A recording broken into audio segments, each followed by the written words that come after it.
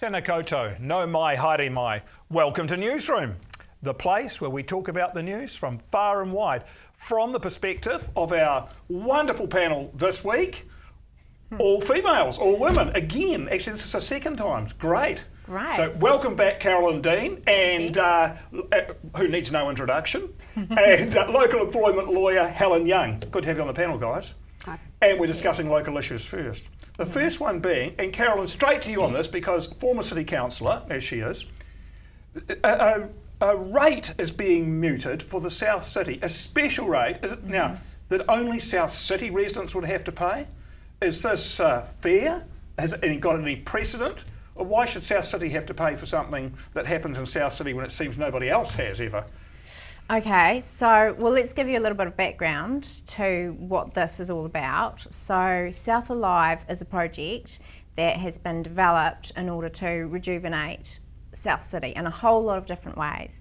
So to do that, the City Council put a rate into its annual plan a few years ago for about $90,000 to get a coordinator who would then start that project, because as we all know, a full-time person, yep. Because you have to have that to get any continuity to these projects. And for everyone that says nothing's ever happened in South City before, that's why, because you really need a person who's on the ground and can give projects that continuity. Right. So that's really important. So it's really, really important to have a person doing this job. So the council put in the money.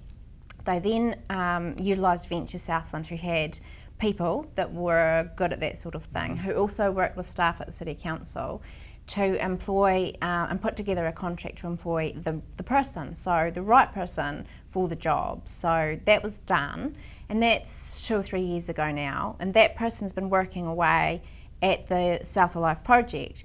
And so around that key person, there have been a whole host of initiatives. Groups have formed. The South Alive group has formalised itself.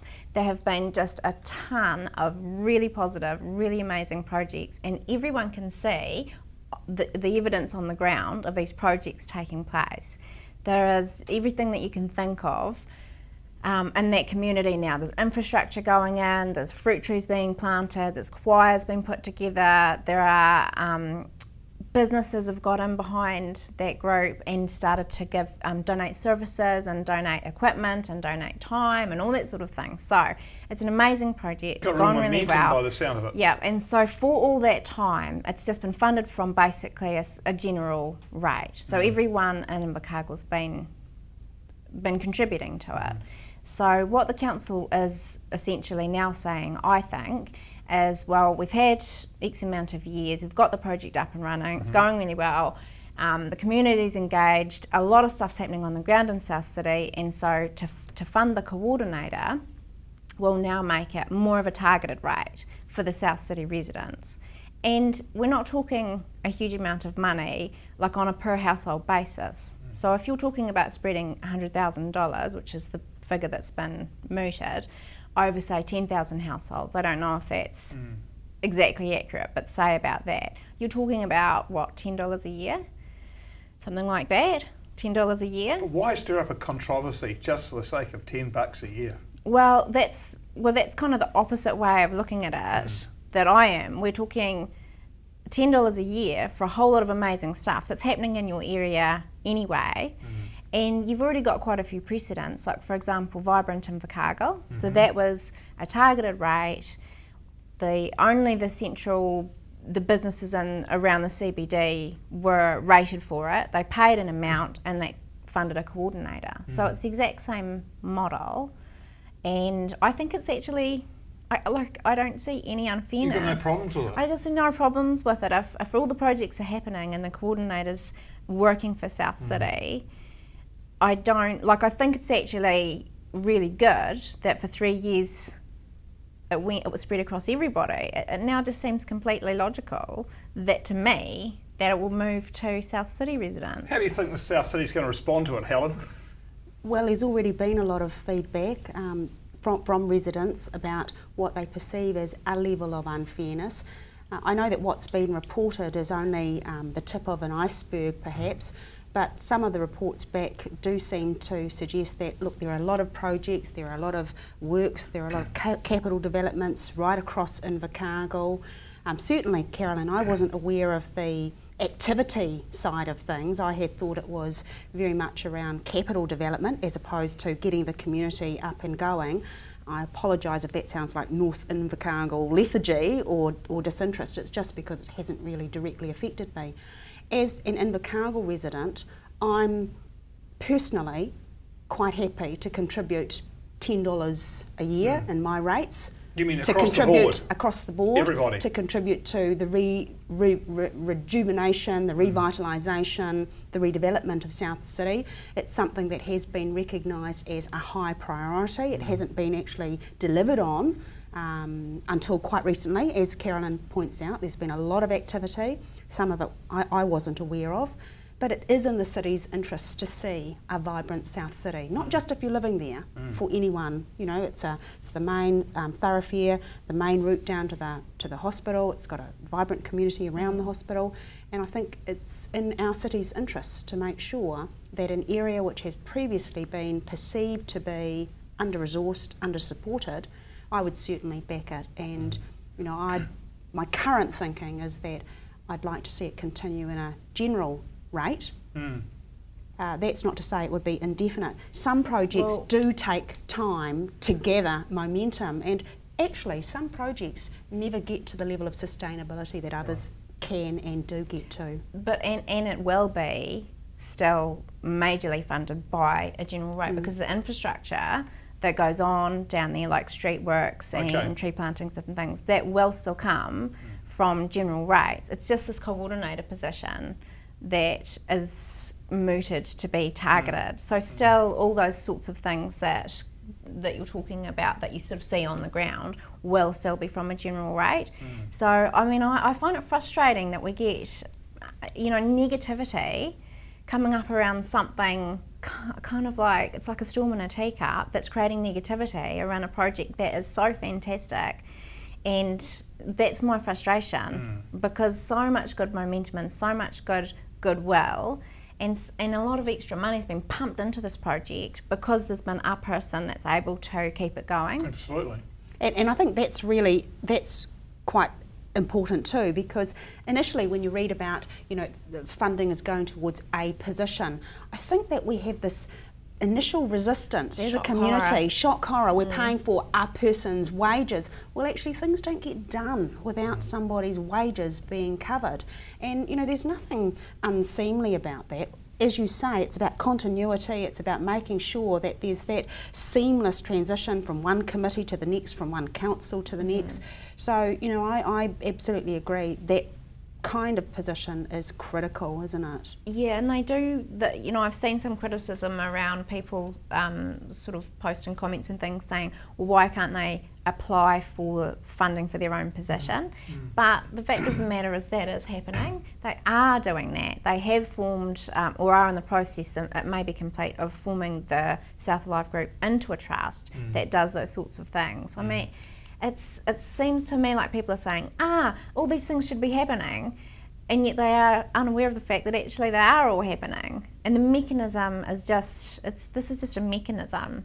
It's rather unfortunate, isn't it, that this is, as you say, that this has become the focus. Yeah. But really, we've only got one group of people to blame for that. And whether they intended to or not, I don't know. I mean, if the council had said nothing and put another 100 grand into it, the project would just be moving ahead with nothing said. I mean, nobody would dare criticise it if it's the South Invercargill rejuvenation. And I kind of wonder why they didn't do it and say, okay, this is really important for the city. Here's another 100 grand. Keep the thing going. The momentum's great. The success.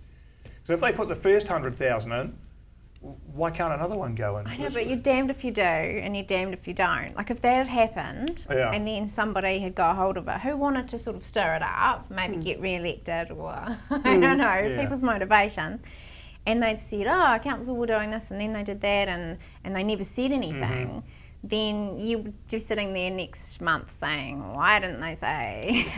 So fair enough. It's fair enough. You know, I mean, But I'm on that side. I think they should have done that. I don't think they should have been worried about it. I think they should have been bold and just said, no, we're going ahead and doing it. You know? Why don't you stand for council, Bill? because Get in there and be bold. yeah, right. Yeah.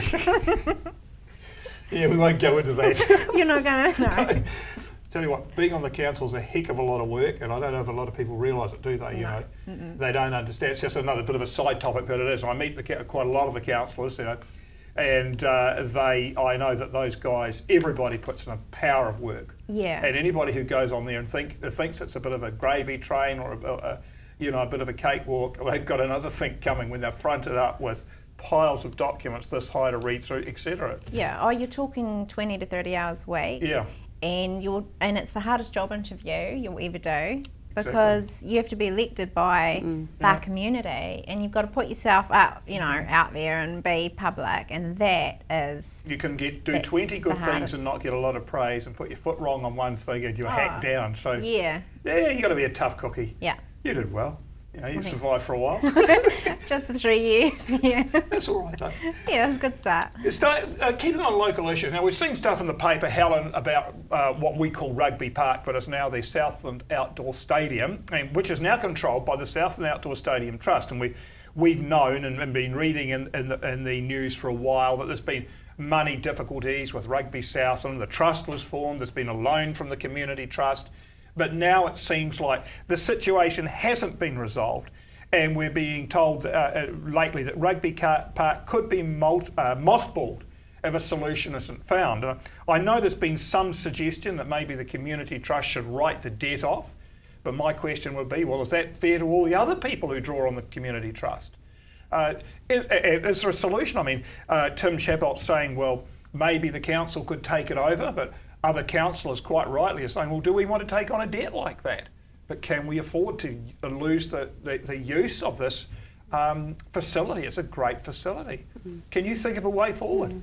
And just to go back a step, it's a great facility, which is and has always been largely associated with rugby. Yes. Because it has been the home of rugby, and because of the close connection and relationship between the Outdoor Stadium Trust and Rugby Southland. Right. While they're separate legal entities, obviously there's a level of closeness.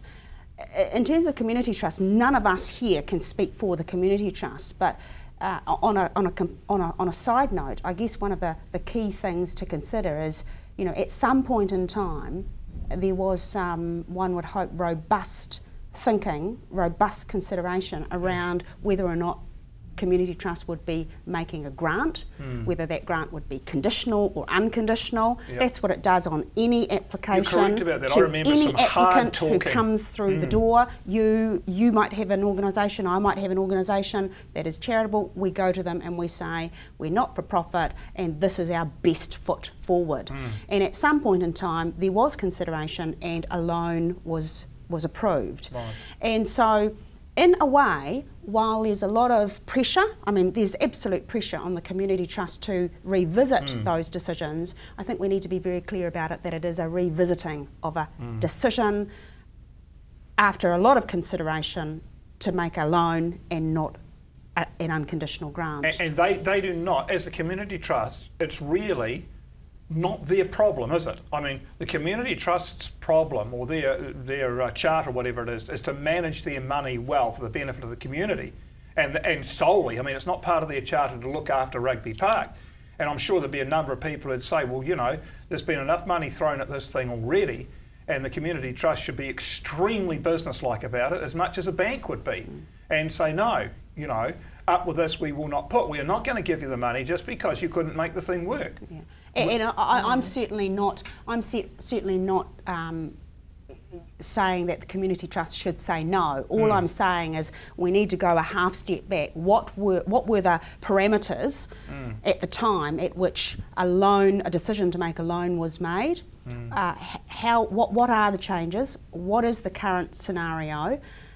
Just because you're in financial difficulty doesn't mean that your loan should be written off. I mean, we'd all be doing that otherwise. We'd be saying to our bankers, you know, look, I know you lent me that, but let's just have another go, it's just too difficult. Yeah, you know. yeah. But on top of all of that is the fact that it is a key sporting asset for the community, largely until now used by Rugby Southland.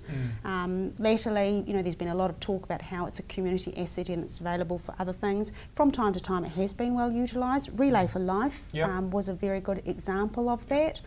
We won't get into monster cars and other things like that. Oh, why not, for goodness sake? Yeah. So, it's not something that we want to see mothballed, but let's just put some of that emotive language aside, because I think a lot of it is pushing a few buttons, and we all do that. We want to get the best result, so we do try to push buttons, and at the moment I think there's a bit of jockeying for position. Interesting. Carol, have you got anything to add to that? Well, I know you know a little bit about it. Well, the dynamic... From the council point of view, when you... Well, sure. I mean, in Invercargill, we always talk about these three, big funding players. It's the Community Trust, the Licensing Trust and the Council. And those are the three players that, people come along to when they need money and they apply for money from. And from a council perspective, this is another, it's so frustrating to have people coming along and asking for big chunks of money, especially when they've kind of appeared to have sort of got themselves into a bad state. And so at first glance, you get an application like that comes through the annual plan process, and you think, no. Yeah. No, Well, why should I? Yeah, And the community sort of say that too, like, why should we take on this debt and why should we bail them out and da-da-da-da. But then you do have to take a long range view, and the long range view is what happens if this falls over. Yeah. And it generally comes down to the council to think about those sorts of issues rather than the other two funding players. So what does happen if it falls over? Well, we have no home for Rugby Southland, but more than that, we've got this big dinosaur stadium that is starting to crumble because it needs maintenance. Nothing's happening, and so is that what you want for your city? So you have to weigh those two things up, the kind of obstinance of why should I fund, why should the people have to fund this, and what happens if nothing happens?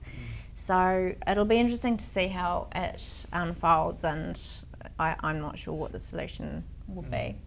And I think it's important, Bill, to recognise that under the, new stewardship at Rugby Southland, there have been some major improvements that have been made. They're in a much sounder financial position. Yes. There's been a battening down of the hatches. What's that saying? Cutting cloth to suit. That's right. And so it would be really unfortunate if the general public, the general community, perceive this as some kind of failing on the part of Rugby Southland. I think it goes back to the underlying parameters of the funding regime that Rugby Southland and its landlord, landlord for the purposes of game day, how has that been costed out from day dot? And there's another question, which is, can Rugby Park and the stadium and all those facilities that are in there that people don't even know exist, can they be used as a real community asset? Can they be used for a whole lot of other different purposes and conferences and meetings, and is there a way that it can actually earn more money, and who's got the ability to do that? Who's got the ability to turn it into an actual commercial machine? Because if somebody can do that, then it's a win-win situation.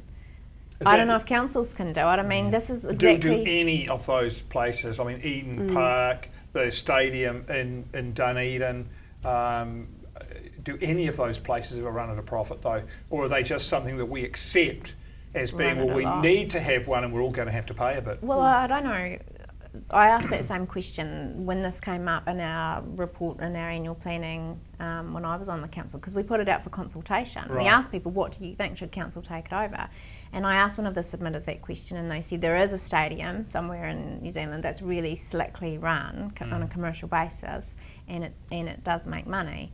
So if that was possible, then that's a good solution. Perhaps in a bigger population centre. Or with more innovation. Yeah. More innovative ideas and more innovative, events and things. Well, the mind boggles. The mind does boggle. What you could actually use it for, but it might be the way that things have to go. But this is the exact reason, I think, why the national government changed the Local Government Act, which used to be based on councils being able to do things because of these 4 well-beings. They pulled that away and made us focus on infrastructure and public services. And this is why, was because councils start getting these kind of things foisted on their doorstep. Right. And they're really not the right entity necessarily to take on the issue. And we have seen some councils, excuse me, we have seen some councils in New Zealand get themselves into dreadful debt, haven't we? I mean, it's not unheard of for that kind of thing to happen. No, I mean, this is, we take these things or these problems on, or not necessarily problems, sometimes we just take on projects that we're not really manned up for and we don't have the resources for, and then we fail miserably, and then the government says, you're not supposed to be doing that anyway. Right. You're supposed to be doing roads and rubbish. And which I guess is the core business, isn't it? Core business. We're going to follow this one and just see what happens, but I think we're all looking for a positive outcome, aren't we? We don't want to see, as you said, Helen, people can start making emotive statements, but at the end of the day, it's not actually a particularly large amount of money. I mean, we're talking less than $2 million right through the whole thing when you compare it to the amount of money that some cities owe for their stadia, and which can be, tens of millions, shall we say. We'll just leave it at that. On that happy note, we're going to take a break, but do stay with us, because when we come back, we're going to be talking about some things going on in Wellington. We'll see you shortly.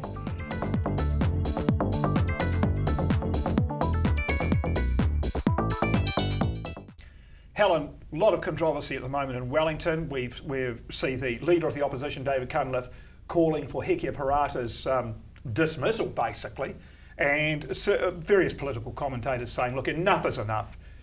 She's got to go after the last effort with the kohanga reo.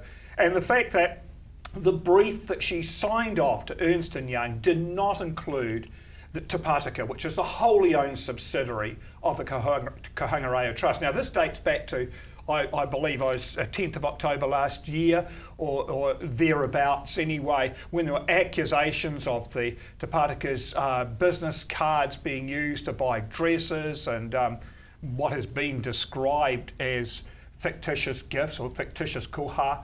So, is there any rescue for Hekia Parata here? Or is she going to, do you think maybe she'll fall back on her old friend Bill English, or is it going to be the case that she's going to have to be eased out? She does seem to be a bit of a train wreck at the moment, and not necessarily just on this thing. But it's interesting, and I'm pleased you reminded me that it does date back to last October. They were Trelise Cooper clothes, not just any clothes. So I guess that says a little bit. But one of the issues over the last day or so has been around the brief. What were the terms of reference that the ministry gave to Ernst & Young? And I think that there is some dispute, so it'll be really interesting. I don't mean to park it, but it'll be really interesting just to see what comes of that. Because on the one hand, Ernst & Young are saying we were specifically not instructed to delve into the activities, the dealings of that wholly owned subsidiary. I guess on a side issue, one would be asking, well, why the hell weren't Ernst & Young asking, hey, what's the job that I heard a comment. Why aren't we looking into that? I was listening to a national radio where Mike Williams and Matthew Hooton were discussing this and saying, one of them said, well, this should have been something that Ernst & Young asked, that they should have said, well, we need to look at this because this is where the offence, alleged events took place. So. And just on that, in terms of reference or the brief that's given to a consultant or investigator in this case, it's not just a simple case of someone firing out an email or sending you out a document and saying, here's the terms of reference, here it is, take it or leave it, go for it. There's generally a lot of liaison, a lot of communication in terms of the shaping of that brief. Come to an understanding of what has to happen. Correct. It's not unusual. I'm not saying it happened in this case, but it's certainly not unusual. I'd go so far as to say that it's quite common for there to be some discussion and at times clarification around what the extent of that brief is. So that's a bit of a side issue. But at the moment, certainly ministry representatives have been quite adamant that it was to be included, in other words, the activities of that subsidiary. So that's just a question of fact, and that will come out in the fullness of time. I don't expect it to take a long time either. But actually that doesn't wash for me. if the ministry are saying, as they now are, this was included in the brief, we did ask Ernst & Young to do it, the chap Taylor should have dealt with it. Well, if that's the case, when the interim or draft report came their way and it wasn't there, why didn't they bloody open their mouths and go back and say... Should have been some page flicking. Correct. This critical component, Yes. the reason why we've actually asked you to undertake this review, where is it? Why is it missing? They could have clarified that. Right. That is the very purpose of these kinds of reports being issued in an interim or a draft form. It's not to manipulate or soft sell it. It's so that if there are critical errors or issues, correct, there can be that discussion. Exactly. Well, I mean, it happens on a building site. If you're building a large building, you know, the contracting engineer comes around, has a look at it and said, well, you haven't attended to this yet. Oh, right, okay. So, for what it's worth, my humble opinion, I don't really care if Ernst & Young have not fulfilled the extent of the brief, because it goes back to the ministry. Why didn't you get your consultants to do it? Why didn't you pin them to it? Why would you release it, for goodness sake, at 8 o'clock at night on an hour's notice? What was the urgency, given, as you've reminded me, that this is something that dates back to mid-late 2013? It wasn't a minor issue, was it? I mean, it wasn't an issue like what sort of cars is the ministry going to buy? Here we have people being accused of misspending public money and with the potential to blow up into something very large. And it seems like a very casual attitude may well have been taken by the ministry. Yeah, absolutely. And look, even in the southern region, you know, it's only a few years ago that we had one of our local councils that was involved in a bit of credit card scrutiny. There was a lot of hand-wringing at that time. It's absolutely standard practice. If you're going to spend an organisation's money, especially an organisation that's using public money, then you should be prepared to be under the microscope, and you should be prepared for reporting on the front page of the Sunday Star Times or whatever page you're looking at. It's not as though credit cards are a new entity, is it? I mean, they've been around for a very long time now, and the policy should be written in there. It seems like. So what we're waiting for now is the outcome of a serious fraud office investigation. So when the serious fraud office are getting involved, we could be talking crimes, could we not? Possibly, and that goes back to, I guess, the propriety or otherwise. You know, initially it wasn't necessarily around dishonesty; it was about the appropriateness of spending, essentially public monies. But look, getting back to Hekia Parata, I just think she is an absolute train wreck. You know, she's a gift to media commentators, and. Not to mention the opposition in an election year. Well, obviously, David Cunliffe's going to say whatever he can to get his ratings up, but it makes her seem so foolish on the one hand to say, you know, this is vindicated, blah, blah, blah, there's been no serious... Well, she called a late night press meeting to announce it. Well, that's what got some of the media dirty about the fact that it was a report that was issued at 8 o'clock at night. Well, I don't really care what time of the day or night. It was a significant issue. There was a lot of interest in it. It had been broken by, I think, was it Maori television? They did, yep. Maori TV broke it. Native news. So, you know, there was a lot of interest nationally around that, and not just through Maori Very TV. positive thing. The Māori King has proposed a hui for next month, and saying, you know, as Māoridom, obviously, we want to get to the bottom of this thing ourselves, as well as whatever the serious fraud officer is doing. This is, you know, looks probably bad look for Māori, and we're going to find out about it ourselves. So that's and quite right too. A very good thing for to do. people to say this is not good enough. We need to get to the bottom of it. There's been a lot of smoke and mirrors, and it's quite appropriate for us to be asking these questions. You know, $50,000 koha, isn't it? Yep, something like that. It was a preposterous amount, and it needs to be accounted for in some way. You and I, we don't need to know, you know, who got $10 here or $1,000 here, but there needs to be some kind of accounting that can be dealt with in a confidential setting, and certainly your auditor can do that. Yeah. Carolyn, from your point of view, I'm not sure how much you probably haven't. I mean, just listening and what's been coming through the news and everything like that, what is the general drift you get about Hekia Parata's performance? Well, I just want to take a step back to the actual issues of this issue, because maybe I'm naive and maybe I'm behind the times, but here's my take on what happened. Having heard Michelle Bogue speaking about Yes. it and her interpretation of the Ernst and Young report and what had happened, is that essentially Hekia Parada asked for a review of what she could within the realm of what she can in government review. So they reviewed the public arm and reviewed what had been done with public money. Right. That came back and kind of got the all clear. Nothing too much amiss in terms of what happened there, in terms of the cultural landscape, etc. And so then the next day, she called in the Serious Fraud Office to investigate the private arm, and that's happening now. Okay. So to my mind, this is just a two-step process, and people sort of doing what they can within the landscape of what they are in control of, because I'd say it's very similar to council, public money in council. Absolutely. And then you have Holdco and the trading entities, and council doesn't have any say and can't go in and start lording it over Holdco. They do what they want with their operations, and they're essentially sort of insulated, and you would have to do that in a two-stage process if you even could investigate the private part. So I'm not sure that I see and the drama. I would agree with that, Carolyn, except to this extent that the ministry, or at least certain ministry representatives, are now arguing about what the terms of reference actually were and whether or not they were asked or instructed. And to me, it's so smelly and it just stinks of incompetence. Yeah. Okay.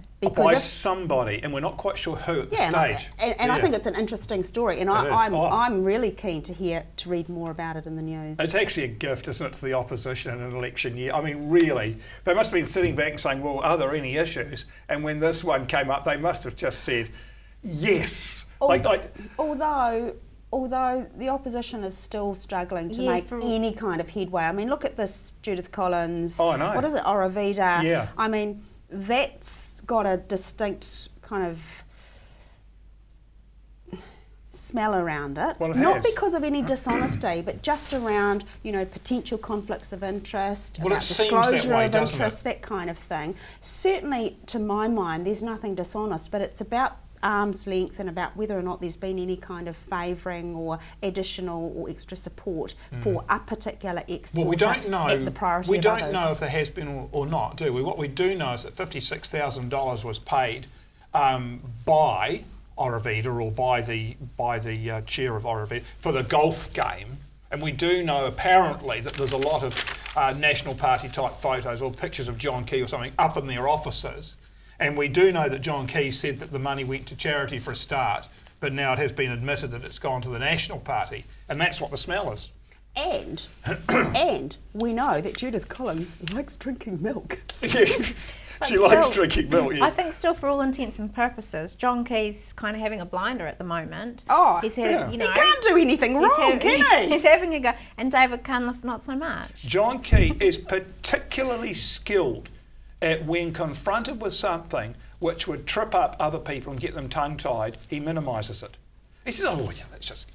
He is very, very good at minimising things and brushing them off and almost making the person who asked the question feel embarrassed that they, look, you're just trying to stir or something like that, and just move on to the next thing. It's just so unimportant. And in some respects, he's right, because what he is doing, he's secured some pretty good deals with China over there. And I mean, he's just been in Europe and looking to do deals with Europe. As far as running the business of the country and trade and stuff like that is concerned, I mean, I don't vote for the guy, I have to say that, or haven't so far. But I have to say that he's doing well on that front, isn't he not? And he's certainly built up some strong personal relationships to back up the global and political relationships. He's got Xi Jinping coming here, the Chinese premier, for goodness sake. And he's excellent at sort of sidestepping. Segueing. Really, yeah, he's good at segueing around. Can you segue around something? What does it have to be? I think it's segue into or from. You can segue anything, actually. You can segue up, down, round and round. Well, he sort of segues around really critical global issues. He does. He was at the nuclear security conference, and people are, asking him these very, very important global questions, and he's just talking about everyday things. He's talking about Obama playing golf and things like that, and he brings it down to a relatable level, and I think that's the key to if a politician can do that, things that you and I can relate to The guy every day. is highly skilled. I just have to admit it, he is highly skilled when you see what he's actually managed to achieve. He's got the Chinese Prime Minister coming here. Now, we're a very small country, China's a very big one. He has played golf, for goodness sake, with the President of the United States, and so it goes on. He's been over in Europe recently, I think, and talking to Angela Merkel. Yeah, it just goes on and on. He has really, on the basis of that, he's in there batting for us at a much higher level than this country actually probably deserves, and deserves is the wrong word. In terms of our population and our trade and stuff like that, we really are very much small fry. He has made New Zealand quite significant, or more significant on the world stage, I've got to admit it. I don't doubt that. I just think it's really regrettable that there is a level of arrogance and dismissiveness, if there's such a word, that is coming across. And I don't think the public enjoys that when it does happen. Whether it bursts the balloon, I don't think so. But it is something that I've heard people say, they don't like the way that they've handled that. I mean, Judith Collins, I quite like her, I quite rate her. I like the way that she's kind of, being no nonsense and go get 'em. But I just thought she was just a rude cow with this, I went and had a glass of milk, get stuffed. People don't relate well to that level of They do not. derision. And it's like I was saying earlier, that he has this habit of dismissing things and minimising it, and that certainly is noticed. Yeah. But so we wait and see. There's interesting things happening, of course, on the election front, shall we call it, with rumours this week of Hone Harawira from the Mana Party and perhaps Kim.com's internet party combining forces. Of course, all those parties did. Remember in the alliance a few years ago, who was in that alliance party? There was New Labour, Social Democrats, the Greens for a while. There was quite a list in there. Who else? I'm trying to think. I've missed one of them out. Liberals or somebody. So it's an alliance. It's not some kind of amalgamation or merger. It's just a meeting of the minds, and there are going to be some common issues that they'll campaign on. If they went ahead of it, they would have to register themselves as an actual political party. Okay. Yes, because you can only vote for a political party. And to get any gain out of it, that's what they would have to do. So that if Hone, say, got into, he probably will get into Parliament, I think he will, when he gets into Parliament, if there were sufficient votes put together from the supporters of both under that one name, then they might get some other members in as well. Because that's what you're looking for. You're looking for that, more than 1.5% of the party vote to get another member in. And perhaps they are thinking that if we put two lots together, because they're both polling at 1%, that gives them 2%. So the Mana Party, if they scored the votes they're polling at, they'd get Hone in if he wins that seat, but nobody else. And if the Internet Party scored their 1%, they wouldn't get anybody. But if both lots of support went together under maybe called the Internet Mana Hone's Party, leave Kim.com out of it, he's not so popular at the moment, they might get 2% of the votes, which would be the one seat they've already got plus another one. So who knows? Revolution. It's actually quite good that there's some interesting things going on, isn't it? Oh, well... Rather than the old normal stuff. I'd be surprised if Hone carried anyone into Parliament. He'll just be there on his own next year, won't he? Well, this way he wouldn't be, perhaps. Who knows? Well, if it goes ahead, it's far from a done deal, isn't it? They don't seem to be denying. There's a lot of course, accusations going around at the moment, isn't there? Like somebody was accusing Shane Jones of wanting to go and sign up with New Zealand First. And that's been thoroughly scotched. So now, got a few minutes left before we go to the next break. The tragedy of this MH370, Carolyn, 17 days those folks have been waiting. Now we hear the news that those pieces of wreckage have been found in the South Indian Ocean and not totally confirmed yet. No, it's not pieces of wreckage. It's just that with the monitoring technology that they've been able to pull out for this is the first time they've used particular satellite monitoring technology. They've sort of tracked it to the end of its course, basically. And Building up a picture. so the Malaysian government have confirmed that the plane is in this pretty large area of the Southern Indian Ocean, but it's not that there's actual wreckage to be seen. But I mean, what happens now is the hunt is on for the black box. Well, it has to be. Or the orange box, but that's only got a 30-day window for locating. Yeah. So that's the sort of time frames that they're looking at around that. And then in the meantime, there's been controversy over families of the passengers getting texts or getting a text to notify them that that all hope was lost.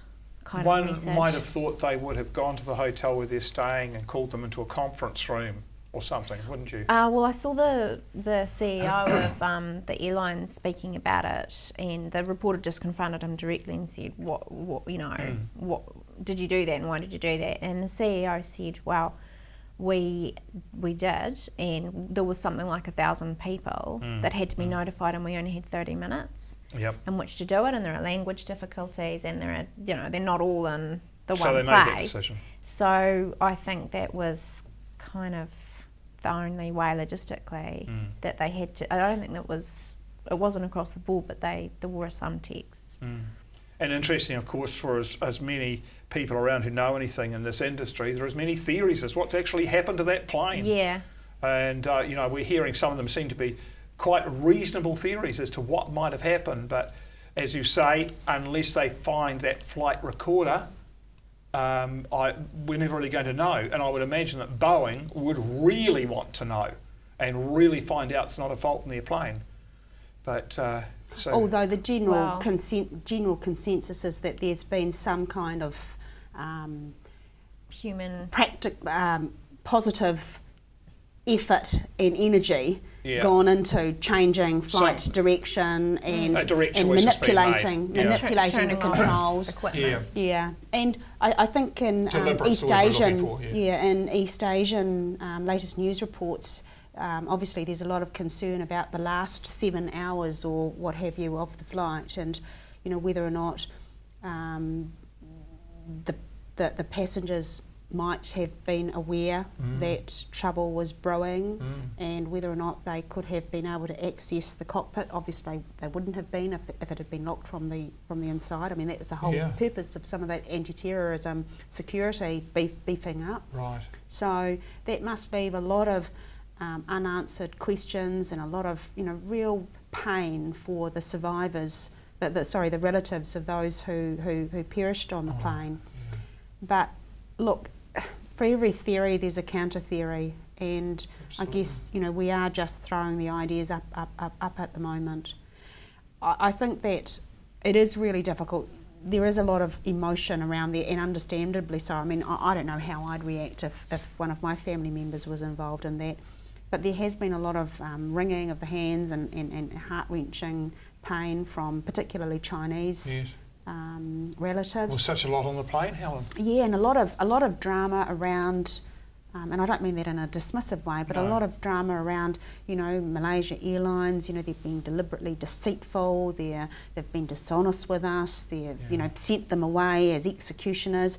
Look, this was unheralded. Yes. It's been internationally recognised by aviation experts as something that nobody was prepared for, nobody experienced. Even the anti-terror, security issues that have been taken into account from 2001. It's uncharted territory in lots of ways. So. Yeah, I guess the airline, they're always going to do the best that they think at the time. There'll always be accusations. And anybody, as you say, uncharted territory, you'll only ever be accused probably of being incompetent in some respect. And a lot of the knowledge is retrospective at the end of the day, isn't it? We're going to take a break, but stay with us because when we come back, topics of interest. We'll see you shortly.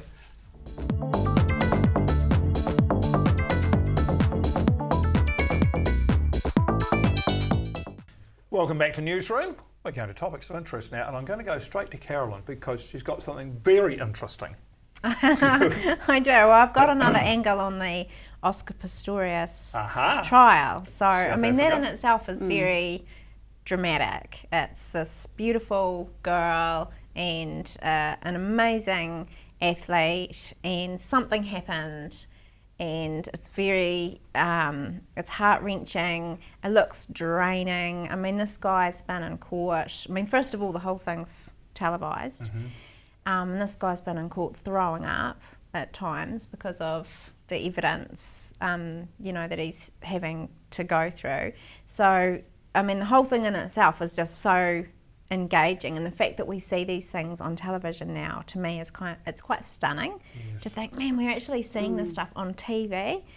And these pictures that you see in the courtroom, like we're seeing most of these pictures as well of evidence and things. So that in itself is stunning. But what I find the most interesting about this is that the jury system, or the justice system in South Africa, is different to New Zealand. So they do not have a jury. They have a judge who was appointed to the case. And so that's a woman. So there's a woman judge, and she has brought in 2 assessors basically who help her evaluate the evidence. And that is the system that they've had since apartheid. They got rid of the jury system during apartheid.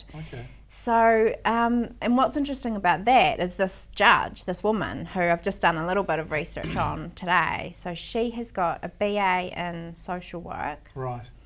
And then she was a crime reporter. And that got her interested in law, so then she studied law. And she's also been one of 7 female judges who were featured in a documentary film about the justice system in South Africa about 5 years ago. So she's kind of like a Judge Judy almost. She's well known. Like a reality TV almost judge. And here she is sitting on this incredible case. And the fact, I don't know how to, if I was the accused, I'm not sure how I would evaluate all of that, but I find it really interesting because I've always struggled with the jury system. Could never understand how you can just take regular people off the street and put them into an environment like a courtroom and throw evidence at them, and these charismatic lawyers who are doing their best to sort of bemuse them and convince them and get them to make a decision. I've never gone with it, and so I was really fascinated to hear that this is the system that they use in South Africa. And they've described this judge has been described by her colleagues as respected, competent, eloquent, and reserved. And I thought that was a bit like you, Helen. Oh, did you? Oh, When I thought, gosh, I love you. Judge Young. Yeah. So, you're a legal beagle. What's your take on that? Well, I guess it is separate and distinct to the system that we operate under in New Zealand, which is a derivation of a staunchly adversarial system. It's 2 parties, they're going law. hammer and tong. We do have the jury system, and the concept is that you will be judged by 12 of your peers. I don't know where they're going to find 12 of me out there if anything happens. It sounds like council. Yeah, exactly, except no billboards out there. No. So, you're right, it is fascinating watching, isn't it? Some of the reports, they're just really in his face, watching reactions, watching the reactions of the family. God, I'd hate to be scrutinised to that extent if I was a family member. And he's been waiting a year. This happened on Valentine's Day 2013, so that's a year that it's taken to get this. And it reminds me of you and McDonald's, and just the whole, that was so intriguing, and all people turned up to the court every day, and it's fascinating too. I'll tell you what, maybe OJ wouldn't have got off if he'd been tried under a South African system with one judge hearing all of the evidence instead of all of the shenanigans in court with the jury, to come back with that kind of verdict. So, I've always said, God, if I was guilty, I'd want to be judged by a jury. If I was innocent, I'd be bloody scared. Isn't the jury system to do with, or partly to do with, avoiding or protecting against bribery and bias? Well, I think, doesn't it come from an anti-corruption when move. people were corruptible and easy to corrupt? But that's not an issue in New Zealand. We're one of the least corrupt countries in the world. And I mean, I think the bigger risk, much bigger risk than corruption, is just lack of ability to critically evaluate the evidence that's being put in front of you when there are so many other things to take into account, and when you may or may not have, you know, that background and that experience. And I think in France, is it that there are three judges sit on cases? It sounds familiar. I think and they operate too under an inquisitorial system where they are more involved in They ask questions. in asking the questions and delving into the fact finding right, 'cause side of wouldn't things. you want to ask? Yeah. If you had to make the decision, wouldn't you? I'd struggle to be on a jury. I've never had to do it because I was when I worked at the council, I was called in, but there was no way. No. You couldn't go for that period of time. And then I have been another time, and I didn't. Like, I sat in a room with other people, and I never even got called up to even be sort of accepted or rejected. Yeah. But I just feel like I would want to ask the questions and not just rely on the legal representation. And that's one of the reasons why, do you remember there was a controversy with I think it was a North Island chap who had been overseas. He'd come back from his overseas holiday and he'd been called up for jury service, and he never showed, and I think he was jailed for contempt of court for deliberately refusing He to... may have talked his way out of it, I think. Might have No, well, made it went on appeal. Yeah, oh, did it? Yeah, I think so. But he initially was, was obviously very irate and upset about it. But at that time, the judge was saying, look, we've got a jury system here. Just because you've been overseas, you're a bit tired, or you're not available, or your business can't cope without you, or you just don't want to be here, or don't like to bother yourself. We need to make sure that people are available. I know that that's rich coming from me, because as a lawyer, I'm not actually able to sit on a jury, and having previously been with the Crown Solicitors firm, so that I know discounts me. But other concerned citizens need to do their bit. And Carolyn, you talk about the lack of corruption in New Zealand, and I think it is something that we all swear by. We all take quite great pride in that, the fact that we live in a country which is free from corruption. But some of the things that we've been talking about even this evening, if you look at Orovida, I'm not saying that people are dishonest and corrupt, but there are perceptions that individuals have not been entirely open and upfront. Maybe that's a nice way of saying they've been a bit dodgy, but there are perceptions, and perceptions become reality. It's not that long ago that a judge was in the news for having made certain decisions. I think it was an animal welfare, animal cruelty case, and she herself was involved in some kind of proceedings in her personal life, but there was no disclosure around that. Now, whether or not she acted in any way that was biased or corrupt, I think is beside the point. It's about this constant focus and keeping officials honest and upfront. Yep.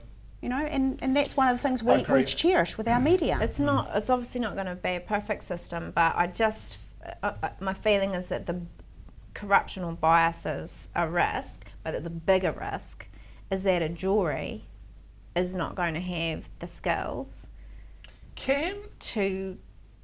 Yeah, I know what you're saying that before. Certainly, you when people actually choose trial by judge, can't you, in this country? So I don't want the jury of the judge. 'Cause a couple of cases that's happened recently. But how high does it go? Could you say, if you're accused of something dreadful like murder, can you still choose trial by judge? No, Oh, okay. I don't think it's an open But election. some things I know you can opt for that. You don't quote me on that, but I can't imagine that that's something that you can just easily elect to do that. But I know what you mean, Carolyn. It is a bit freaky. It is a bit scary when you think that there might be 12 people who happen to have nothing, no other reason to get off sitting on the jury. Totally, yeah. That's a bit worrying. And it's a long day, and it's tiring, and are they listening the whole time? There are certain skills to evaluating evidence. I'm sure that there are certain skills and certain propensities and backgrounds and even education, things that make you Oh, absolutely. really a lot better Absolutely. at that than other. Make you just discard things which are irrelevant. It's kind of like a science thing, really. Which evidence really matters? You know, is the argument valid? Is the argument proven? Is the argument tested?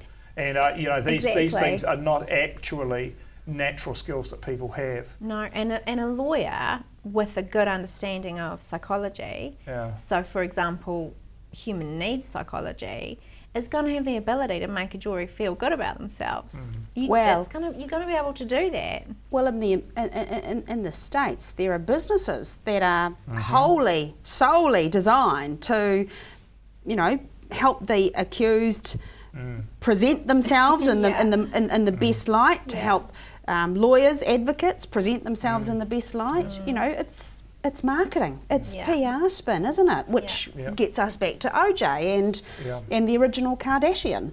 That's right, exactly. That's where the Kardashians came from. Wasn't it? I learned that today. I didn't know that. I didn't know that.